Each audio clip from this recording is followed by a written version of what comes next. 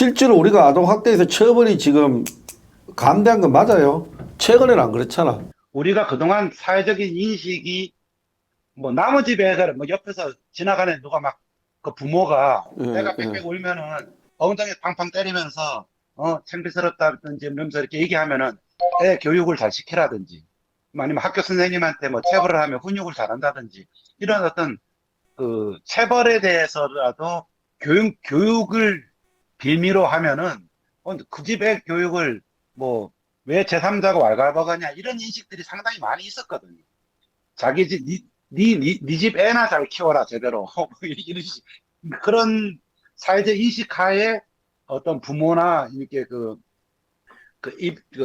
친권을 가진 사람이 하는 거에 대해서 제3자가 저희 옆집에 애를 너무 심하게 때린다, 애 우는 소리가 난다고 신고를 하는 경우가 없었거든요. 없었지. 그러니까 이제 그런 사회적인 인식 자체를 이제 바꿀 때가 왔다. 이제 그런 거로 이제 접근을 해야 되는 거 아닌가 싶어요. 그러니까 당연히 단순히 아동학대 사건이 지금처럼 언론에서 이슈가 되고 뭐 애를 죽였다, 고의적으로 죽였다, 이렇게 나오면 사회적으로 다 분노를 하니까 법률적인 판례는 그렇게 나오는 예, 거지만 예.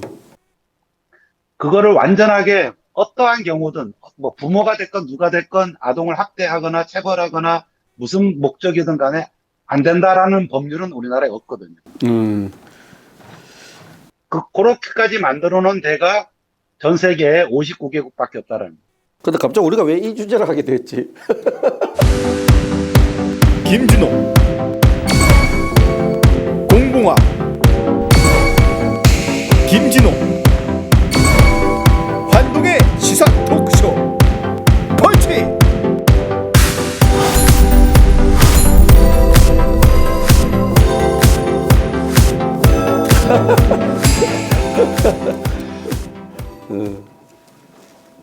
시청자 여러분 안녕하십니까? 환동의 시사 토크쇼 펀치 김준홍입니다.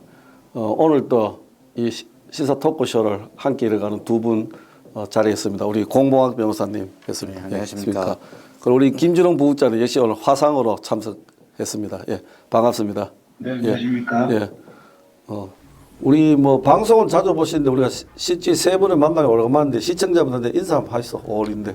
예, 뭐 코로나 전국에 건강하게 잘 계셨습니까? 힘내시고 그래도 뭐 계절을 좀 즐기시기 바랍니다. 예. 우리 부부장님 뭐 재택근무신데 좋은 인사를 한번 부탁드립니다. 제가 창구에 근무를 하다 보니까 요즘에 시민들께서 되게 부지런해지신 것 같아요. 집안 청소를 워낙 잘 하시다가 보니까 이제 장판 밑에 있는 저기 어르신이 숨겨놓은 비상금 이런 게 돈이 많이 썩어가지고 그런 걸 새 돈으로 밖으로 얻어오시고 그래서 포항 분들이 이게 날씨가 점점 따뜻해지니까 이제 집안 청소도 열심히 하시구나 싶어서 그런 생각도 들고요. 많이 부지런하신 것 같다는 생각이 듭니다. 뭐 그런데 부지런하신 건 좋은데 이제 아직까지는 코로나가 이제 제대로 안 돼 있으니까 좀 몸살이시고 살살 다니시길 바랍니다. 예. 오늘 출발은 뭐 두 분도 말씀도 재밌고 하는데 이 5월은 원래 우리 계절의 이야기를 하죠.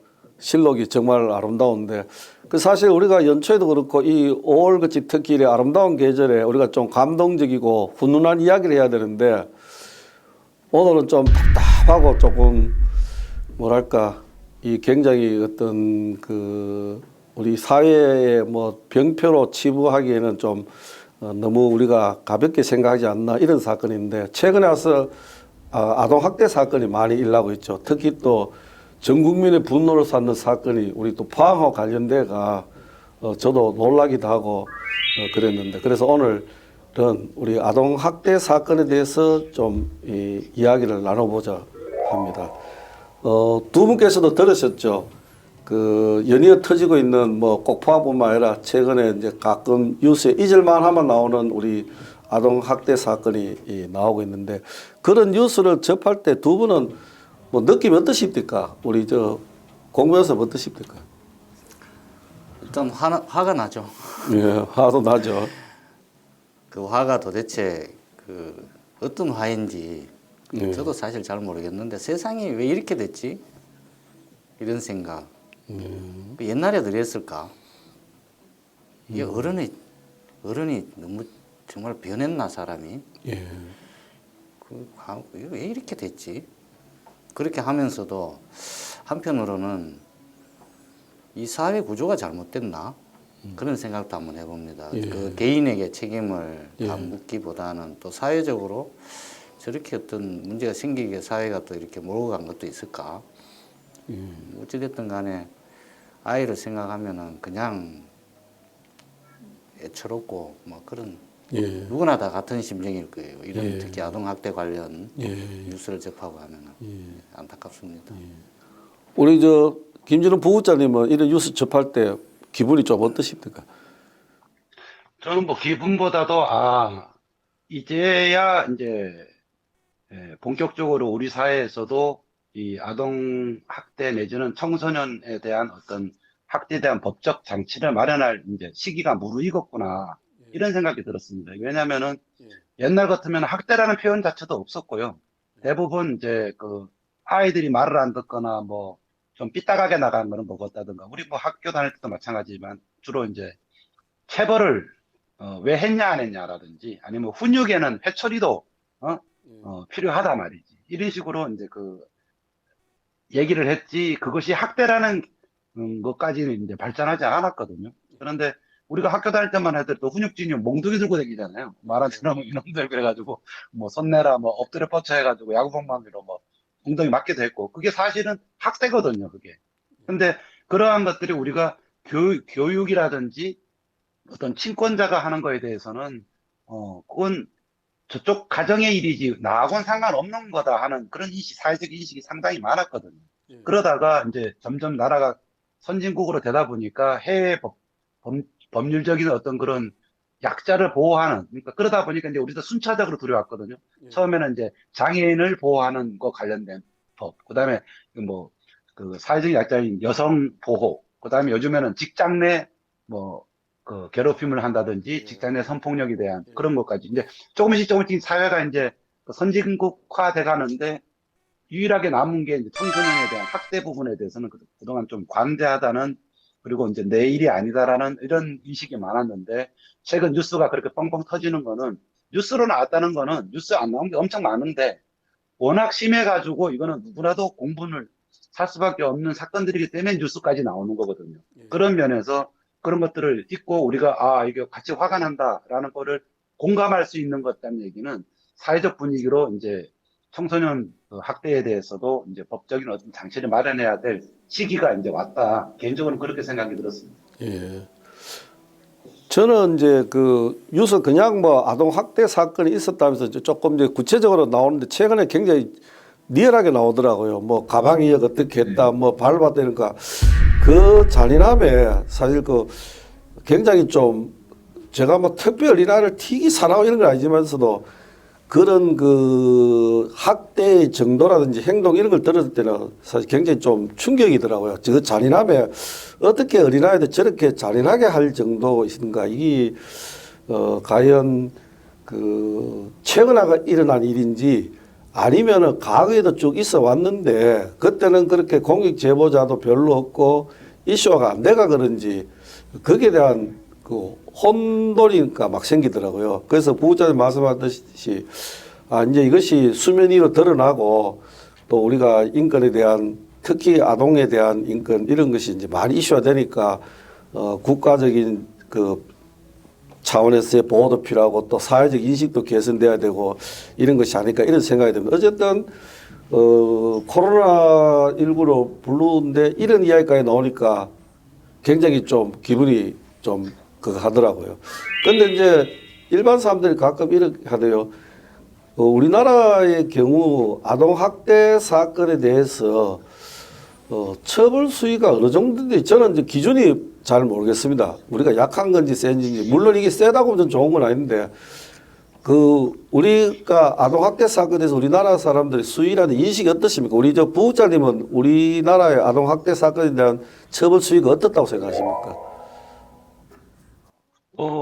약한 건 아니라고 생각을 하고요. 다만 이제 조금 전에도 말씀드렸듯이 학대라는 개념에 대해서의 법리적인 접근은 조금 저는 뭐 법률 전문가가 아니지만 그동안 이렇게 쭉 본 거로 보면은 그 자녀나 청소년, 아동에 대해서 교육 차원에서 이제 부모가 체벌을 하고 뭐 학교에서 선생님이 체벌을 하면 옛날 같으면은 뭐 선생님한테 맞았다 그러면 네가 맞을 짓을 했으니까 그렇지 하고 이제 부모도 그런 식으로 받아들이는 거가 있었기 때문에 학대라는 개념에 대해서는 법률적으로는 그렇게 자세는 모르지만 이제 뭐 이제 언론에 나왔던 것들은 되게 세게 아마 낸 거로 제가 생각을 하고요.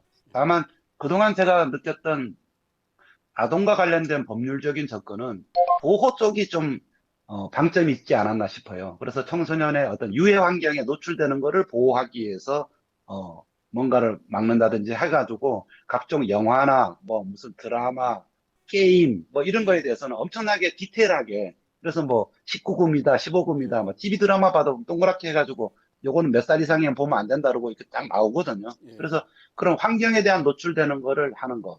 두 번째는 아동 성범죄에 대해서 이제 규제하는 거, 이런 해외로부터 많이 받아들여가지고, 이 두 개, 양대, 유해 환경으로부터의 보호, 그 다음에 성범죄로부터의 보호, 이쪽 두 쪽에 대해서는 상당히 선진국 수준으로 처벌 기준이 상당히 강화되어 있거나, 어떤 면에서는, 외국 영화 같은 경우는 그냥 청소년도 다 보는데, 우리나라는 뭐, 일부 뭐 가슴이 노출된다든지, 뭐 이런 것만 해도 뭐 아주 디테일하게 그 방송심의위원회 규정에 상당히 상세하게 나와 있거든요. 몇 살 이상, 몇 살 이상 이런 식으로. 그래서 그런 부분은 상당히 강하다고 생각을 하는데, 다만 이제, 이 처벌의 대상이냐 아니냐라에 하는 사회적인 인식 자체가, 그 집 자녀의 교육은 그 집 친권자 부모가 해야지 될 건데, 제3자가 그걸 신고한다?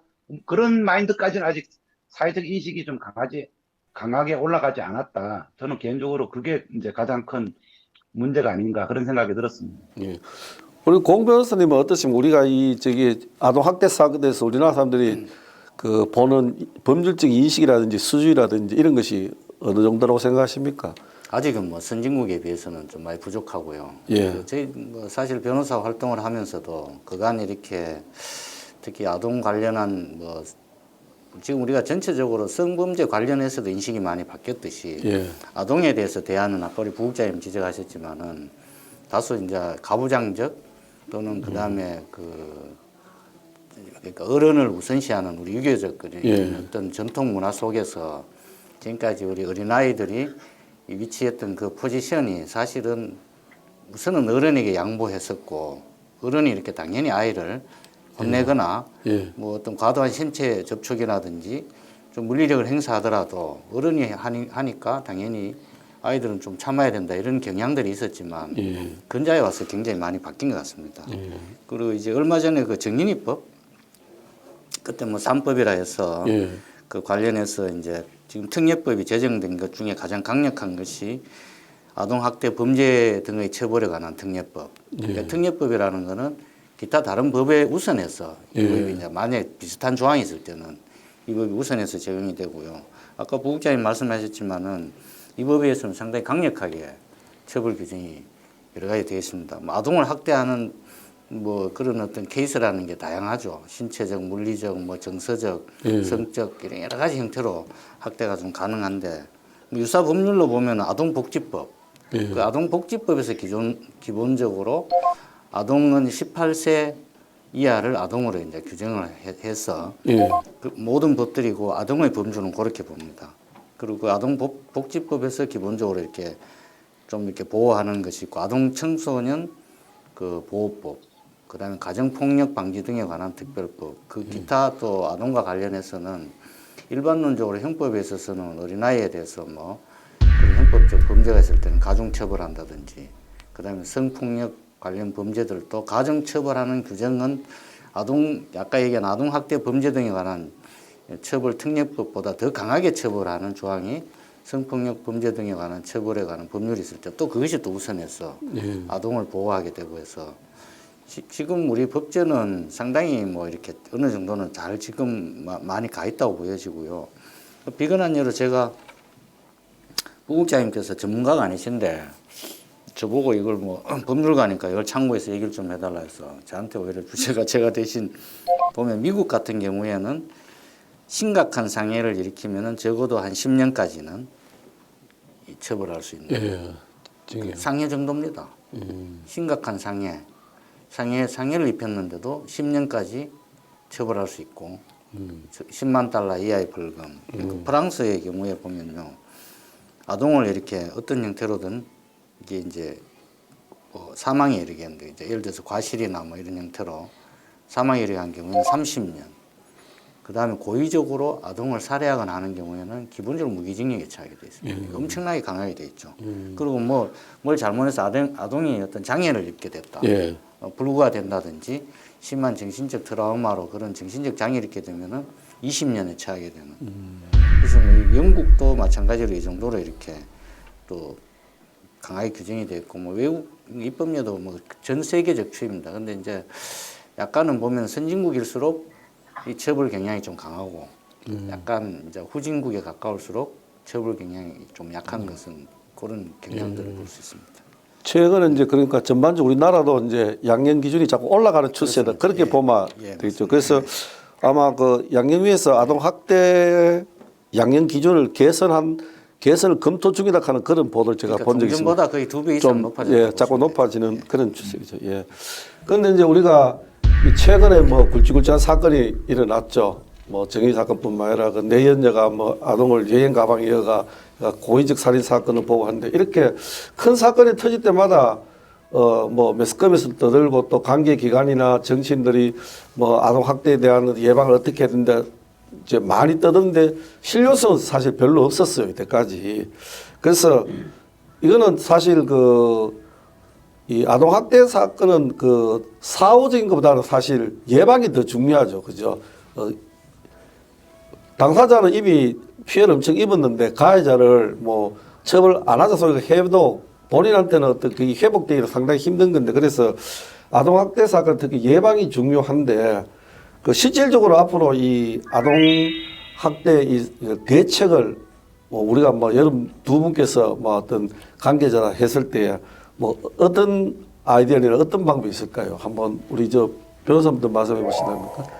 지금 아동복지법 그 사조에 보면요, 예. 아예 국가와 지방자치단체든 아동의 그러니까 이렇게 복지를 위해서 이 복지 속에는 학대 금지도 당연히 포함되는 거죠. 예. 아까 앞에서 얘기하는 여러 가지 법률들에서 보호해야 될, 특히 범죄 행위로부터 보호해야 될 여러 가지 부분에서 국가가 이것을 어떤 형태로든 책임을 져야 된다고 규정을 해놨습니다. 예. 거기에 보면서 어떤 정책을 수립하고 시설을 만들고 뭐 이런 등등을 해야 된다라고 되어 있고, 예. 그 연이은 5조에 보면 보호자들도 아동을 잘 보호해서 복지의 그러니까 복지를 책임져야 된다라는 책무를 부여하는 아예 법에까지 규정이 사실 있습니다. 그러면은 지방자치단체인 뭐 예를 들어서 포항시 같은 경우에도 여기에 따른 후속 여러 가지 뭐 아동의 그러니까 복지, 그다음에 학대 방지를 위한 여러 가지 제도라든가 시설을 당연히 해야 될 책무가 있는 거죠. 예. 그 예를 들어서 비근이 작년에 한 5월달인가 6월달에 그때 그 형제에 관련된 그 포항에서 한 사건이 하나 있었지 않습니까? 그게 이제 아마 그때 한국일보 김정희 기자님이 거기에 대해서 상세하게 아마 취재를 해서 쓴 걸 제가 몇 회에 걸쳐 연장을 본 기억이 있는데, 그 이제 어떤 시설에서 이제 아이들이 이렇게 그러니까 형제도 있었는데 막 이렇게 정상적으로 분명히 들어갔는데, 이게 뭐 기사의 내용입니다만 정확한 팩트는 아닐 수도 있습니다만, 나중에는 막 그런 어떤 정신과적 치료가 뭐 진행되어 있다. 그리고 약간 문제가 있는 아이에 대해서 정상적으로 보호하지 않고 그렇게 뭐 잘못된 관리에서 그때 당시에 굉장히 지방신문에 또 난리가 나고, 그럼 포항시에서는 그 담당 그 했던 보호기관에 대해서 어떤 조치를 했는가에 대해서 사후적으로 그것이 뭐 잘 됐는지 못 됐는지 등의 얘기가 사실 있었거든요.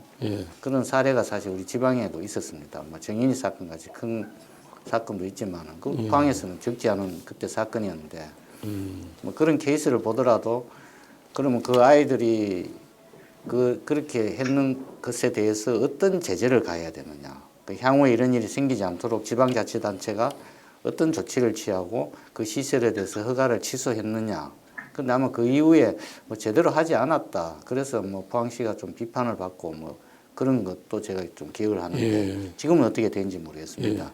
그 운영하시는 그 담당 책임자와 뭐 관련한 분이 무슨 이렇게 관계가 있었는데 뭐 그런 것도 제대로 뭐 검토도 안 하고 뭐 제대로 시설을 폐쇄하지 않았다 뭐 이런 후속 얘기가 있고, 그리고 그 당시에 거기 있었던 아이들이 그러면 이제 거기가 잘못 아이들이 관리되고 그런 문제가 있었으면은 그 이후에 이렇게 분산해서 이렇게 아이들을 어떤 보호시설에 이렇게 갈 때 과연 그게 적절하게 갔는지, 그런 그 아이들에 대해서 건강 상태에 대한 정확한 진단이 있었는지 이런 부분도 또 아동 관계자분들 중에는 굉장히 아쉬운 부분이 있어서 그걸 지적을 해서 오히려 또 뭐 잘 이렇게 나중에 얘기해서 뭐 건강검진도 받고 했다. 예. 이런 하여튼 이런 복잡한 예. 이런 문제들이 있어서 어찌됐든 이런 제도와 관련된 책임 뭐 이런 거에 대해서는 지방자치단체가 굉장히 신경을 써야 된다. 그건 법이 규정하고 있으니까. 예. 한번 지켜볼 일입니다.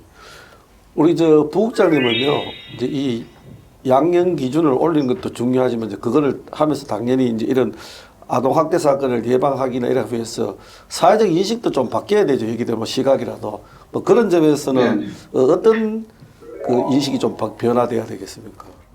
이게 제가 너무 이렇게 거대 담론을 더 얘기하는지는 모르겠습니다. 근데 이제 지금 최근에 사건들 나오는 것들의 그 주체, 가해자의 주체를 보면은 대체로 30대, 40대 이상은 좀 잘 못 보긴 것 같고요. 대부분 40대 이하, 30대, 20대 젊은 부모죠.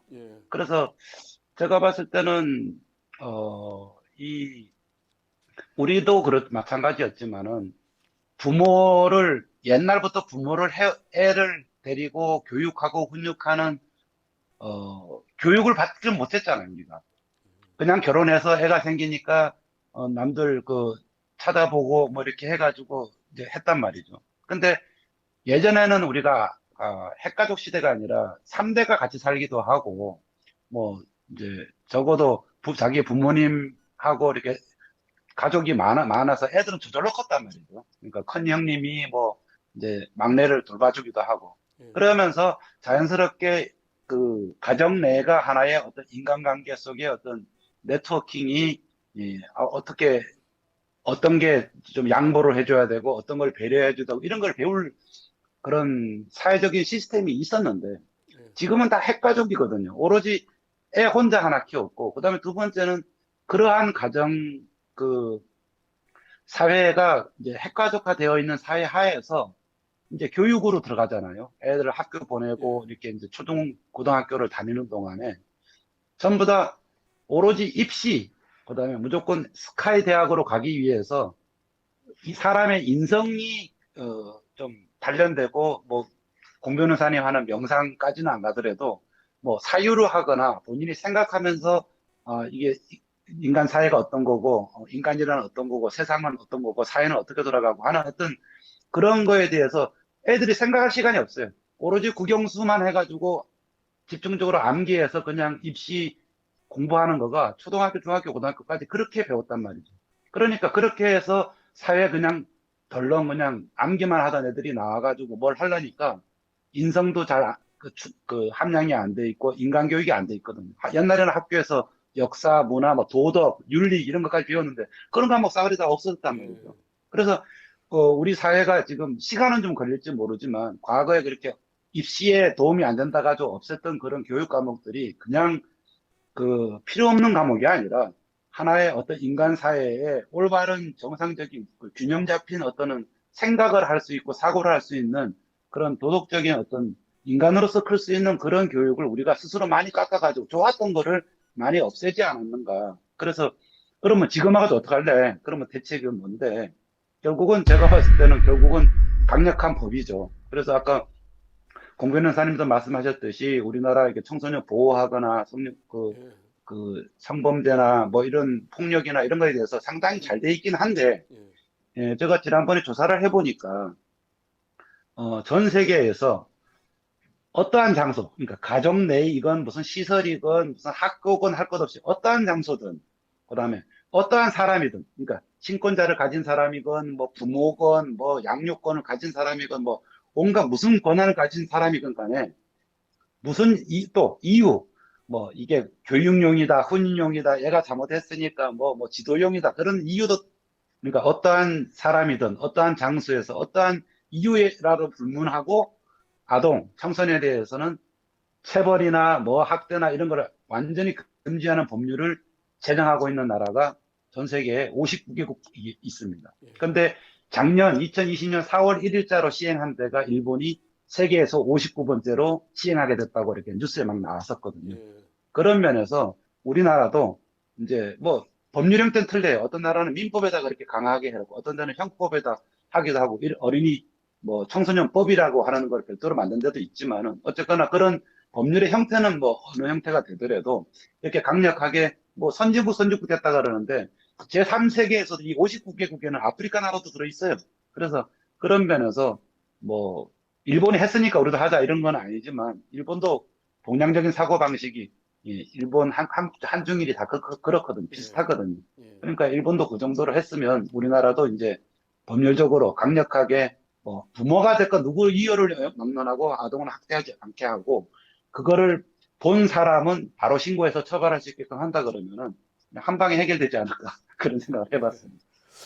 저는 이제 이 현실적으로 쭉 이래 좀 이제 저도 뭐 이 분야는 전문가가 아니고 이제 또 전문가들이 인터뷰했는 내용이라든지 이제 이야기 좀 잘 찾아보니까요. 그리고 또 뉴스를 접할 때마다 좀 아쉬운 거는 우선은 이제 그 좀 이런 사건이 이제 공익적 제보나 때 이웃에 들어오면은 선조치 후 조사를 했으면 좋겠어요. 일단은 격리를 먼저 시키고 조사는 천천히 하면 되거든요. 그런데 우리는 대개 이제 가족 간에 아까 말씀드렸듯이 이야기다 또 뭐 괜찮다 이러기 때문에 애는 그 공부 시에 말을 못 하는데 그 가해자 피해자가 한 공간에 열어놓고 조사를 다 해야 된다 하는데 그 중간에 사건이 많이 일어나더라고요. 그래서 좀 이런 경우는 아동학대 같은 경우는 앞으로는 일단은 그런 것이 의심이 정황되면은 일단은 격리부터 해놓고 조사는 천천히 해나가면 되니까 좀 그러실 되고 그리고 또 아까 부부장 또 말씀을 잠깐 하셨는데 우리가 이웃집에 애가 뭐 다쳐 이래 보면 사실 크게 관심을 안 가지잖아요. 뭐 유치원생 또 뭐 보고도 엄마 보고 물어보고 아니면 그냥 넘어가고 나중에 크게 사건 터질 때 그래야 되는데 또 우리도 그 신고 정신을 할까 그건 신고가 아니고 남을 뭐 신고한다 밀고 한다 이런 것이 굉장히 사회적 인식이 안 좋잖아요.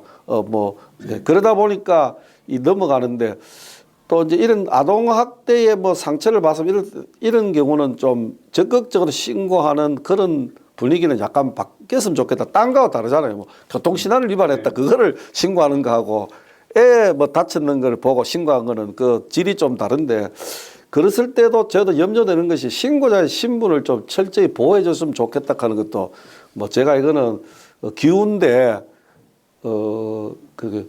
제 지난번에 한번 그렇게 이야기하더라고요. 그 휴일날 고속도로 들어갔는데 이래 이제 뭡니까 이제 갓길 같은데 너무 한 사람 위반을 해가지고 뭐 신고를 했는데 그쪽에서 신고자 자꾸 신분을 물어가 자기가 굉장히 난처했다.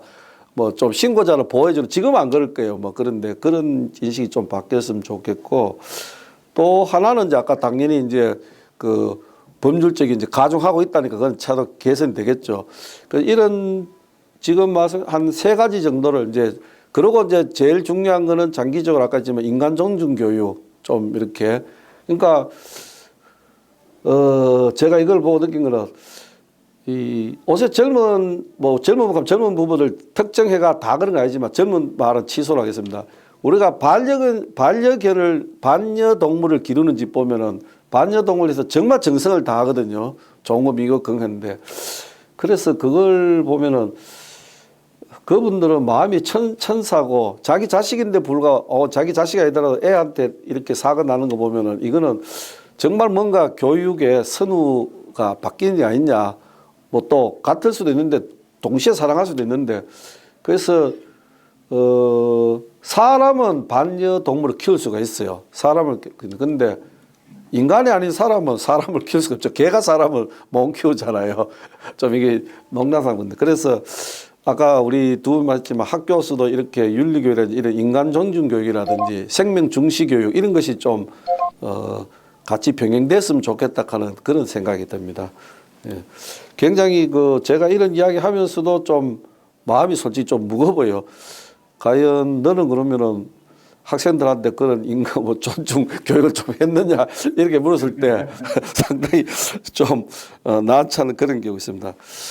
그래서 지금 작년에 우리가 좀 떠들썩했죠. 우리 포항에 특별히 그 정인인의 그 양부모 학대사 이게 전국적으로 한번 이슈가 됐는데 그래서 이제 그 사건이 꼭 나서 그랬다기보다는 사회적 전반적인 분위기 이제 변화도 있고 그러니까 시 차원에서 아마 적극적으로 이제 이 검토도 하고 이런 예방 차원의 움직임도 보이고 있는데 이런 것이 그 시에서 적극적으로 정책적으로 나오는 이런 것이 뭐 효과가 어느 정도 있다고 봅니까? 우리 공변사 어떠십니까? 지금 뭐 지금 아동 학대 의무를 이관하고 뭐 제가 듣기로는 거의 생겼죠. 우리 포항에 뭐가 생겼습니까? 저게 아동보호팀이 신설되었어요. 12명 공무원으로. 그 뭐 지방자치단체에 그런 책무가 있고 아마 시에서도 여러 가지로 예. 하고 아마 여러 가지 또 준비도 하고 예. 그리고 포항시는 아마 이쪽에서 꽤 아마 좀 잘하는 쪽이 아닌가 뭐 그렇게 제가 자세히는 모르는데 예. 그 준비를 좀 많이 하고 있는 거 사실 같은데 이 사실은 이 저희들이 지금 거대 담론을 예, 맞습니다. 또 이게 좀 이게- 그대로도 맞습니다. 이게 굉장히 가슴 아픈 얘기지만 한편으로 밑도 끝도 없는 사실 얘기지 않습니까? 그래서 아까 우리 부국장님께서 아까 뭐 좀 정책을 얘기하시라 하는데 조금 다른 얘기긴 한데 그 어떤 인식의 전환을 좀 얘기를 하셨는데 예. 여기에는 우리가 생각하지 못한 아주 복잡한 사실 문제들이 사실 있습니다. 그 제가 아까 이게 법을 강하게 처벌하는 규정을 입법화 시키면은 과연 거기에 따라서 아동학대 관련 범죄라든지 이런 아동복지 수준이 향상될까? 근데 이게 묘하게 형사정책적으로 이런 약간의 통계가 있어요. 어떤 거냐면은 형벌을 엄하게 했는데 그 관련 범죄의 빈도수가 반드시 형벌이 엄하게 된 만큼 줄어드느냐? 예. 의외로 그렇지 않다는 거죠. 그럼 왜 사람들이 예를 들어 지금까지는 뭐 너 그런 죄를 저지르면은 한 징역 한 5년에 처하는데 앞으로는 10년이야 이래 해도 비슷하게 빈도수가 있다면 뭐 다른 게 문제가 예. 있다는 그런 얘기가 되는 거죠. 그래서 그러면 시에서 뭐 지방자치단체 책무에 국가적으로 책임이 있겠습니다만은 이런 차원에서 본다면은 그러니까 어떤 한 어른 개인이 아이를 학대하고 그 개인으로 하여금 어떤 교화를 해서 이래 한다는 것도 굉장히 중요하지만은 그 주변의 여러 가지 제도라든가 아동이 이렇게 잘 보호받을 수 있는 여러 가지 인프라를 구성하는 게 예. 굉장히 중요하다.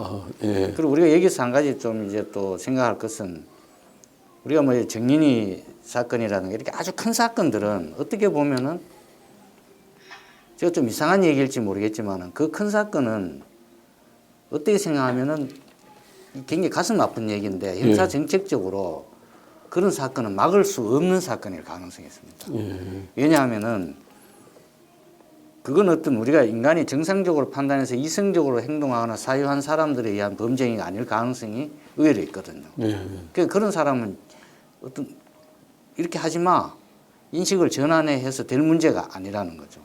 그러면은 그런 부모님들은 정신적으로 아이에게 문제가 있을 가능성이 있는 사실은 그런 분들은 지방자치단체나 전국적 차원에서도 또 다른 부분으로 그분들에 대한 앞으로 그런 범죄에 대한 것에 대해서 방지를 한다든지 복지정책, 아동복지정책이 하나의 그런 그 의학적, 정신 어떤 분석적 그런 차원에서 접근을 해야 되고 예. 아까 우리 부국장님도 지적하셨지만 그럼 우리 아이들에 대해서 우리는 사실 어떤 의미에서는 다 잠재적 이게 좀 이상한 얘기인데 아니 근데 제가 이제 우리 집사람을 생각해 보면은 우리 아이를 키우는 과정에서 우리 집사람은 내보다 조금 범죄자야. 지금 기준으로. 네, 기준을 보면은 이게 잠재적 이게 법에 위반되지는 않은데 이게 약간 법에는 걸리진 않지만 아이들을 내보다 훨씬 학대한 것 같아. 다 학대 쪽 잠 못 자게 하고 공부하라 그랬죠. 이제 아니 좀 오늘 웃을 일은 아니지만 저는 집사람하고 이 교육 방침이 이제 남자는 다를 수밖에 없어요. 밖에 가서 일을 해야 되고 아이에 대해서 신경 쓸 겨를이 별로 없어. 그 집에서 이제 주부라든지 엄마들은 훨씬 디테일하게 아이들 학원 문제라든가 뭐 그리고 또 또 그런 거에 대해서 훨씬 그러니까 아버지보다는 신경을 많이 쓰지 않습니까? 신경을 많이 쓴다는 거는 그러니까 아이를 이렇게 자유를 구속할 가능성이 많은 거야. 그래서 보통 보면은 이제 엄마하고 아버지 자식에 대한 나름대로 양육 그 방향이 아버지는 그냥 뭐 이렇게 좀 놔서 키우고 엄마는 어떻게든 간섭해서 그렇게 하고 그러면 이제 엄청난 토론도 벌어지는 거죠. 당신이 애 기르는 방식이 맞냐? 응? 응? 그러다가 부부 싸움이 생기고요. 뭐 그 아 때문에 이혼 상담까지 하게 되는 경우가 생길 수도 있는데 그래서 결국은 그래서 이제 이 아동 우리가 학대라고 하니까 이게 자꾸 범죄만 생각하는데 이제 우리가 오늘 얘기하는 거는 아동 복지 그리고 가정 폭력 뭐 아동 청소년을 보호하는 것까지도 이제 토탈해서 하다 보면은 아까도 말씀했지만 기본적으로는 가정에서 사실은 출발해야 되고 어떤 의미에서는 이 아동 학대가 뭐 모르는 사람보다는 부모에 의한 학대가 가장 많다는 거죠. 근데 이제 그 시발점은 결국은 아동을 기르고 있는 부모님의 욕망이 어떻게 비뚤어지거나 잘못된 인식 체계에서 나올 가능성이 굉장히 많다는 거죠.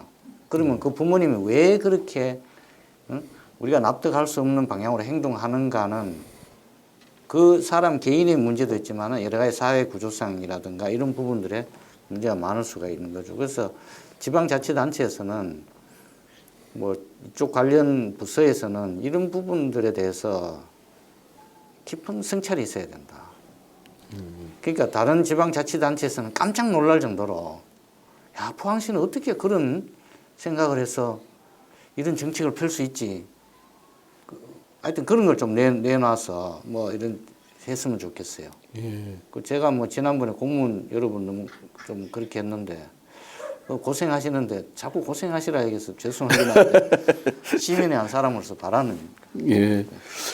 그 지금 이제 그 시에서 이제 이런 사건을 접하고 났는데 하고 있는 조치가 이제 민간 합동으로 대응하는 체계 만들어가 24시간 콜센터 운영하고 또 그 지역에 14개 아동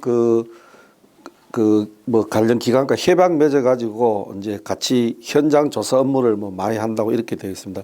그래서 지금 CS 일을 하고 있는데 우리 저 부부자님 어떠십니까? CS 일을 하는 거하고 덧붙여서 또 어떻게 해야 좀 이게 정책 효과가 있을 것 같아요? 뭐 시가 잘하는 거죠, 그거는 일단. 뭐 다른 지자체가 어떻게 하고 있는지는 모르겠지만 어쨌거나 그런 상황이 생겨가지고 대응 체계를 갖춘다 그런 거는 잘하는 거라고 보고요.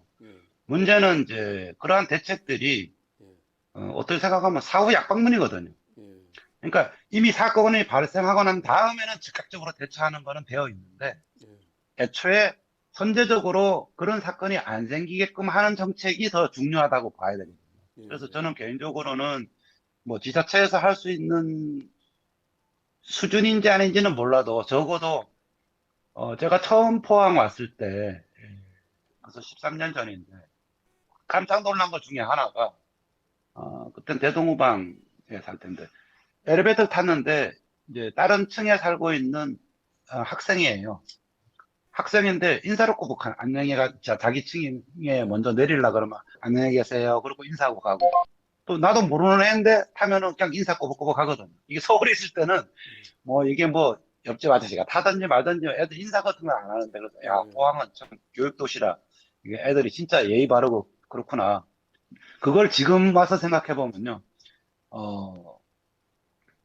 그래도 포항 나름대로 교육도시다 그러고 이렇게 나름 해가지고 이제 부모들도 신경 쓰겠지만 학교 교육 시스템도 그렇고 다 잘 돼 있었다고 봐야 되는 거거든요. 그런데 그거 한 발자국 더 나가가지고 사전 예방을 한다고 치면은 이제 포항시 인구가 줄고 있잖아요. 인구가 줄고 있는데 공 변호사님이 있지만 되게 저기 와닿는 말씀을 했는데 양보다 질이다 그랬잖아요. 근데 우리가 지금 현재 자라고 있는 포항에 있는 청소년들은 포항의 미래거든요. 이제 포항의 공무원이 될 사람, 뭐 포항의 변호사가 될 사람, 포항의 뭐 교육자가 될 애들이 지금 그 미래에 그런 사람들로 될 사람들이거든요. 그러면 걔네들이 이 부모한테 학대를 받거나 학교에서 체벌을 받거나 이러면서 크면 걔네들이 커가지고 선생님이 됐을 때 자기가 배운 대로 자기가 받은 대로 회초리 들고 애들한테 또 체벌할 거거든. 그런 면에서 옆집 애는 그냥 옆집 애가 아니고 나중에 내가 늙었을 때 이 포항을 책임지고 짊어갈 동량인데 걔를 왜 때려 부모가 옆에서 우리가 참견을 해야 된다. 이런 식의 어떤 그런 그 되게 지역적이긴 하지만 지자체가 한다 그러면 그런 어떤 앞으로 부모가 될 젊은 대학생 그리고 앞으로 이제 또 그 결혼을 할 예비 이제 신부 뭐 이런 사람들을 대상으로 정기적으로 주민센터가 됐건 행정복지센터가 됐건 이런 아동의 개념은 이런 거고 그 우리 저 같은 경우도 이제 직장에서 그 직장 내 뭐 폭력, 괴롭힘 이런 거 상담 고충원 그 카운셀링 하는 거를 맡고 있는데 그 제가 교육받으러 가가지고 깜짝깜짝 놀라거든요. 상식적으로 이 정도까지는 아닐 건데라고 한 그것도 범죄에 들어가고 뭐 이런 그거를 많이 배웠기 때문에 그래서 우리 그런 거를 우리가 몰랐기 때문에 저지르는 거가 많거든요. 그러니까 부모니까 뭐 아까 말씀했듯이 애들 뭐 하면 우리 집 애를 왜 네가 제3자가 왜 왈가왈 하느냐 이런 식의 아직 인식은 있는 거거든요 사회에서. 그래서 지자체가 직접 하기 힘들면 그 관련 전문 기관에다가 의뢰를 해가지고 관련된 동영상을 공유해서 이제 각 가정마다 이제 보게 한다든지 아니면 각 시민들이 모이는 장소에서 5분짜리라도 이제 미래의 청소년을 위해서 이런 식으로 하자 합시다 하는 캠페인 비슷한 동영상으로 우리가 수시로 계속 교육을 받는 그런 기회를 저기 지자체가 마련한다 그러면 조금은 요만큼이라도 효과가 있지 않을까 그런 생각이 들었습니다. 예. 저는 뭐 오늘 두 분 이야기하신 건 다 전적으로 공감하고 또 생각하는 겹치는데 제도 개선이 이제 인신 전환인데 이제 시에서 행정기관에서 이제 행정관청에서 지금 이제 관심을 가지고 하는 거는 좋은 일이고 당연한 일인데 사실 이런 문제를 두 분도 어피 아시지만 행정력만으로는 한계가 있을 거 아닙니까? 그죠? 두 분 말씀하신 요지 중에도 지역사회 모두가 좀 관심을 가져줬으면 좋겠고 또 이제 우리가 아까 포항시 아동보호팀이 신설된 12명으로 저는 이제 시장님한테 건의하고 싶은 거는 이제 민간 기관에 이 관련 업무를 본 사람들은 상당히 오랫동안 전문성을 띄고 노하우가 많이 있습니다. 공무원이 갑자기 전문성 띄기 어렵기 때문에 여기 근무하는 분은 좀 장기간 한 업무에만 좀 오래 놔뒀으면 좋겠어요. 가산점도 좀 주고 뭐 포항시의 주요 부서 업무에 근무하는 사람과 똑같이 좀 여러 가지 눈에 보이지 않는 혜택을 줘가 승진하는 데도 좀 유리하도록 이분들이 사실 엄청난 헌신을 해야 되잖아요. 이거는 특별히 성과가 나는 것도 아니고 누가 알아주는 것도 아닌데 그래서 이런 쪽에 일하는 분에 대해서는 좀 장기 근속을 유도하고 또 거기에 대한 상당한 보상이 있으면 좋겠다 하는 그런 이야기를 한번 하고 싶습니다. 그리고 이제 그래서 거기서 더 나아가 포항이 뭐 정인이 사건 때문에 그런지 그 국내 1호로 아동학대 전문 기관이 이제 설립이 됐습니다. 아마 두 분 다 알고 있죠. 우리 지역에 있는 포항 성모병원이 아마 지정이 된 것 같아요. 그래서 저도 뭐 아동학대 전담 의료기관이라 하는 말은 뭐 그냥 국어 사전적으로는 이해를 하겠는데 어떤 역할을 하는지 이게 또 무슨 의미가 있는지 이게 좀 궁금하거든요. 아니면은 뭐 개인적으로라도 이 의미가 뭐가 있다고 생각합니까? 우리 변호사님 어떻게 생각하십니까? 예, 아까 우리 교수님께서 예. 아까 선조치라 그러셨어요. 예, 선조치. 일단 선격리죠. 그러니까 조치하는 말은. 굉장히 저는 공감하고요. 굉장히 중요한 부분이라고 생각하는데 아동이 어떤 문제가 생겼을 때 예를 들어서 무엇부터 해야지라는 부분 중에서 제일 중요한 것은 안전한 곳에 일단 보호 조치를 하고 그 학대 행위로부터 좀 벗어나게 하는 게 굉장히 중요하지 않습니까? 근데 이제 그 지정된 기관이 없으면 우왕좌왕 할 수밖에 없는 거죠. 얘를 어디로 데려가야지 시내 아동보호소라고 좀 있긴 한데 그래서 그런 매뉴얼이라든지 이런 것이 아마 이런 성모병원 이렇게 이런 기관이 정해짐으로써 아주 앞으로 정말 잘한 거라고 저는 생각하고요. 그게 뭐 다양한 진료라든가 뭐 건강검진 부분까지 해서 더구나 그 병원이니까 그런 걸 다 할 수 있고 관계자분들께서 정말 그건 잘하신 것 같습니다. 칭찬할 일이죠. 우리 부장님 어떻게 생각하십니까? 아무래도 전문적인 의료기관이 있다 그러면은 뭐 없는 것보다는 보다 완벽하게 케어가 될 수 있겠죠. 그런 면에서는 이제 뭐 좀 긍정적이라고 보고요. 다만 이제 또 이 사건이 뭐 오비락처럼 그렇게 생겨가지고 이렇게 되다 보니까 조금 포항에는 좀 불명예스럽다는 느낌도 이제 들거든요. 그래서 어쨌거나 뭐 굳이 뭐 그런 일이 이제 계속 있으면 안 되지만, 어떤 형태로든 이제부터라도는 그런 사건이 없어야 되지만, 만에 하나라도 조금이라도, 그런 일이 벌어졌을 때, 그 수위가 어떻게 되든, 우리는 또 의료 전문가가 아니다 보니까, 자녀가 뭐, 우리는 아무것도 안 해가지고, 애가 뭐, 예를 들어서, 머리를 한번 박혔다.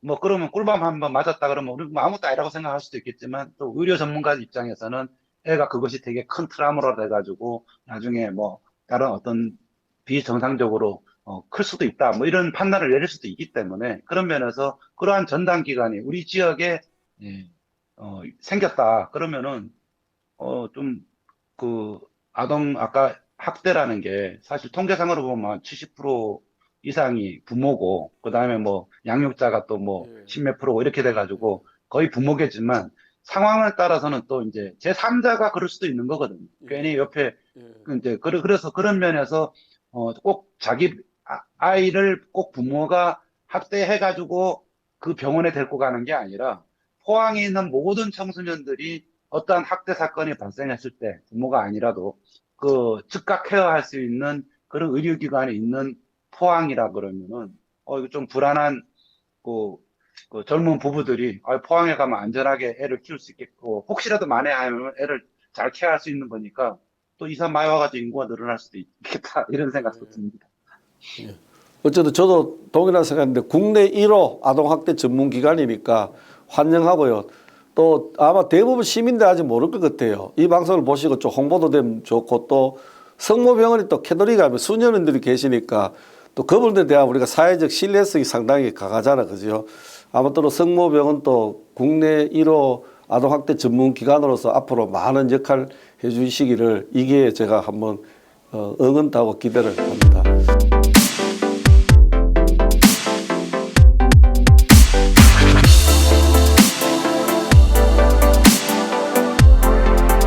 펀치 대신에 그러면 제가 우리 아버지 얘기를 한번. 예. 어른 돌아가신 지가 좀 되셨는데 한 일은 좀 돌아가셨는데 이제 우리 아버님께서 이제 뭐 저한테 잘해주신 게 대부분이죠. 예. 근데 그 어른이 이제 저한테 잘해주신 거 하나 못해준 거 하나를 예. 지금 하늘나라에 계신 아버지 얘기 들으면 성질 내실지도 모르는데 예. 잘하신 거는 뭐냐면은 한 번도 자식한테 손찌검을 한 적이 없어요. 그러니까 회초리를 든 적도 없어요. 저는 지금 생각해보면 정말 놀라우리만큼 대단한 자식 사랑을 넘어서 교육을 하셨다. 그래서 이제 교육은 어른이 참는 게 교육이라고 저는 생각합니다. 이렇게 해라 저렇게 해라 하는 게 아니고 내가 자식에 대해서 하고 싶은 거를 하지 않는 게 가장 큰 교육이다.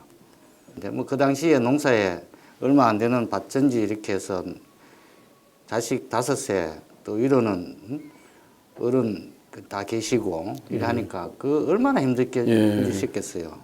사는 것도 어려웠지만은 그러다 보니 뭐 그 뭐 40, 50대 엄마랑 찌지고 뽑고 싸우는 건 사실 당연했겠는데 어릴 때 누구나 다 그렇겠지만은 가장 싫은 게 부모님끼리 싸우는 거예요. 예.